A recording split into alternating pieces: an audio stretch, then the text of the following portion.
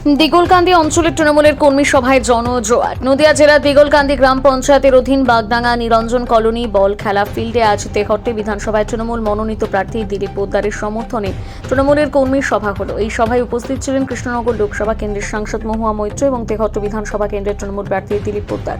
এই কর্মী সভার পুরো আয়োজন করেছিলেন করিমপুর 2 নম্বর ব্লক তৃণমূল কংগ্রেস সভাপতি কার্তিক মণ্ডলের তত্ত্বাবধানে। আজ প্রায় বাগডাঙ্গা নিরঞ্জন কলোনির বল খেলা ফিল্ডে হাজার হাজার কর্মী সমর্থকদের ভিড় চোখে পড়ে। তারা এই কর্মী সভা থেকে বিজেপিকে পরাস্ত করার ডাক দিয়েছিলেন। দিগলকান্দি অঞ্চলে তৃণমূল নেতৃত্ব তারা অঙ্গীকারবদ্ধ হয়েছে যে এই স্বৈরাচারী বিজেপিকে তারা ভোটের মাধ্যমে পরাস্ত করে তাদের প্রার্থীকে জেতাবে। সকল মানুষ তাদের সঙ্গে আছে। মমতা ব্যানার্জির সরকার সকল মানুষের সঙ্গে আছে।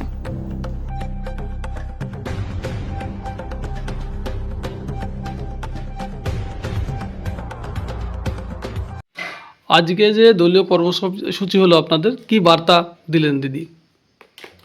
মমতা বন্দ্যোপাধ্যায়ের নির্দেশে মনোনীত প্রার্থী দিলীপ পোদ্দারের সমর্থনে আজকে আমরা দিগলকান্দি অঞ্চলে কর্মী সভা করলাম। প্রায় 1700-1800 লোক জমায়েত ছিল সেখানে। স্বতঃস্ফূর্তভাবে মহাদি এই অঞ্চলের উপরে খুব আস্থা রেখেছেন এবং এই অঞ্চলে যাতে 3 থেকে 4 হাজার ভোট লিড পায় প্রতি বছরের মতো, যেমন আমরা তাপস্যাকে বিগত 21 সালে 2639টা ভোটে লিড করেছিলাম। দিদি সেই বার্তাটা সাধারণ মানুষের মধ্যে আবার দাবি করেছে যাতে আমরা দিলীপ পোদ্দার এখান থেকে ব্যাপক ভোটে লিড পাই। কারা কারা যোগদান করলো আজকে সভাতে? আজকে একটা সময় আমাদের দলের সঙ্গে যুক্ত ছিল আমাদের দায়িত্বপূর্ণ কর্মী মাধব দেবনাথ, ST সেলের সভাপতি ছিলেন। তিনি 4 বছর ধরে আমাদের দলের বাইরে ছিলেন। তিনি যোগদান করলেন।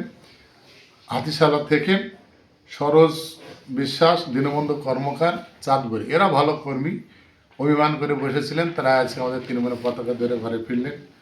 সাদেক মণ্ডল, কালাম শেখ, দেগলকান্দি বাড়ি, এনারাও দলবল নিয়ে আজকে মোটামুটি 35-36টা পরিবার আমাদের সঙ্গে আজকে যোগ দিলেন। ভোটের সংখ্যা যদি বলেন তাহলে ওই 150-র কাছাকাছি।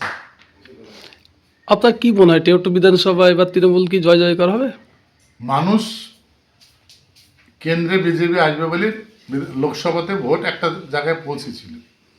মমতা ব্যানার্জির উন্নয়ন আজকে প্রত্যেকটা বাড়িতে ঘরে ঘরে, পাশাপাশি মোদী সরকারের গ্যাসের দাম বৃদ্ধি, 100 দিনের কাজের টাকা বন্ধ, বাংলা ইন্দিরাবাসন ঘরের টাকা বন্ধ, বাংলার উন্নয়নে কোনো বাজেট ধরেনি। আজকে ডিজেলের দাম বৃদ্ধি, পেট্রোলের দাম বৃদ্ধি।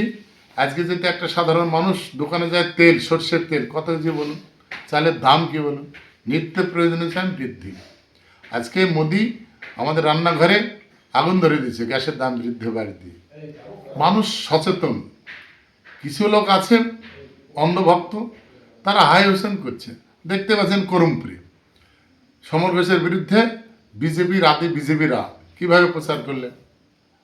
এই চোর, সমর ঘোষ চুরি করে চাকরি নিয়েছে, চাল চোর, ওরাই বলছে, আমরা বলছি না। তাহলে ভোটটা দেবে কি? তাই আমাদের দিলীপ পোদ্দার তেহট্টি বিধানসভা ভোটে আমার ধারণা 1600 থেকে 20,000 ভোটে জয়লাভ করবে। আপনার পরিচয়? আমি কার্তিক চন্দ্র মণ্ডল, দেওলকান্দি গ্রাম পঞ্চায়েতের প্রধান এবং তৃণমূল কংগ্রেসের ব্লক সভাপতি। ঠিক আছে।